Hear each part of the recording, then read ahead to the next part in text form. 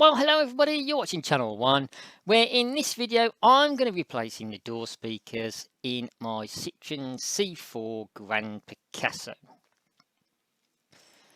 Now, you don't need too many things to be able to do this, although one thing you may not expect. You're going to need a TX20 to undo the few screws you've got, a trim removal tool or a wide screwdriver for popping the door card off the door, some speakers, obviously, these speaker adapter cables. You can cut the loom and wire things a bit differently, but this is by far the easiest way of fitting new speakers into these cars. And then I fully expect you may want some of these door panel trim card fasteners. The doors and speakers on this car are pretty much all the same, so I'm just going to be showing you with the driver's door. And once I'm opened, you're going to want to locate these two screws. They are the TX20 head, and you'll undo those. And with them out, there is another one at the front lower edge of the door, just by where you can see the speaker there, and you need to take that out as well. With those out, there are a few more screws behind the door handle. This is where you're going to want your trim removal tool, or as I say, a screwdriver, just to pop under the front edge and slide the tool back, and then grabbing the bit of a released handle, you want to slide the whole thing towards the back of the car, because once it is off, you can see, not so much in this picture, but here, there is a little tang on the remaining part of the handle left in the car, which is what the handle needs to slide backwards and out of. But once you have got that handle off, there are 3 screws actually holding the door card. The handle doesn't come off, but these 3 screws do hold the door card to the door. So once you've removed those, you then have, and these are the only fasteners that are on there on the door card, the one small screw from the lower front of the car, 2 larger black screws which are from the rear edge of the door card, and then 3 shiny silvery screws that are in the door handle. And now, using your trim removal tool or large flat screwdriver, you just want to work it around the edge of the door card, popping all the little clips that are behind it to free the card from the door. As you can see, I've got most of it done there, but then you need to kind of peer inside, because there is one nicely placed in the middle of the door card. That is about what you're looking for. You may be able to get it just by yanking on the door card, but I pop the trim removal tool down there and just give it a twist to pop that one free. And once you have got those all disconnected from the door, a little lift upwards of the door card will free it more or less completely from the door.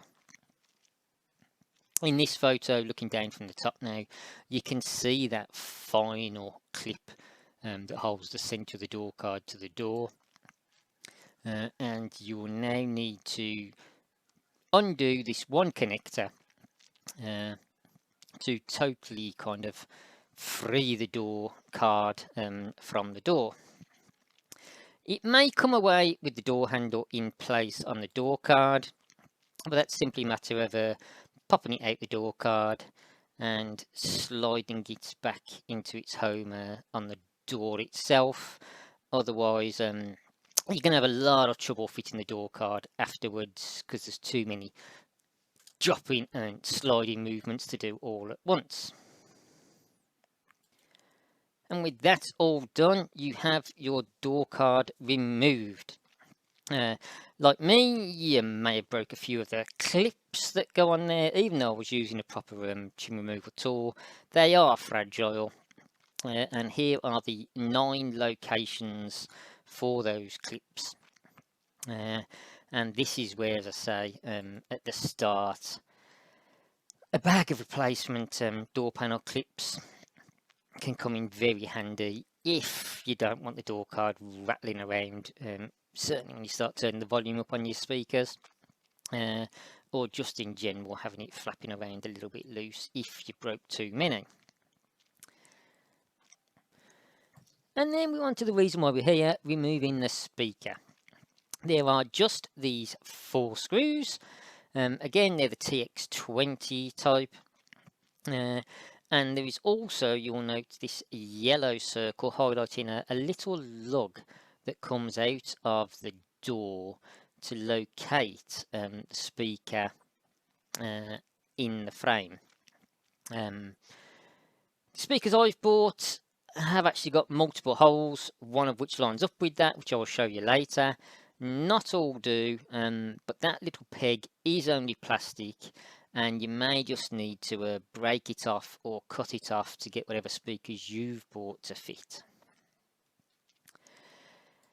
But with the screws undone, you have the speaker fall out forwards, and this is where the nice little connector in the base that speaker is attached, and you just need to pop it out and use your speaker adapter cable.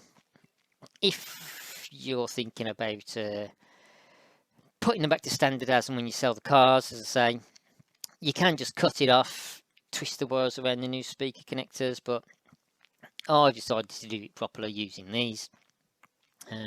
And here we have the speaker adapter. One end simply plugs into the loom in the door, and the other 2 free ends of the wires clip onto your new speaker. Simply a matter then of popping your speaker in the hole, lining up the mounting holes. As I say, on mine, I have a nice little space for the centralizing lug, which lines up all the other screw holes, so I can just pop them straight in without a problem. The rest of it is fairly simple too. You just need to offer up your door card back to the door, making sure you connect that one connector that you removed. And this top edge is the first part you really need to fit in. Push against the glass, push the whole thing down so it seats over the edge of the door in a door frame. Then just pop your 3 little screws in the door handle, tap the cover back on. Like I say, making note to kind of slide that back edge in first and just tap the front home. Then pop the 3 screws in around the outside of the door, and that is your job done, folks. Didn't take too long at all, you know, certainly less than half hour, somewhere between 20 minutes, half an hour on the first door I tried, so it's not a massive job, and can improve the car sound if your speakers are getting a little bit tired and distorting, although it is limited by the output from the stereo.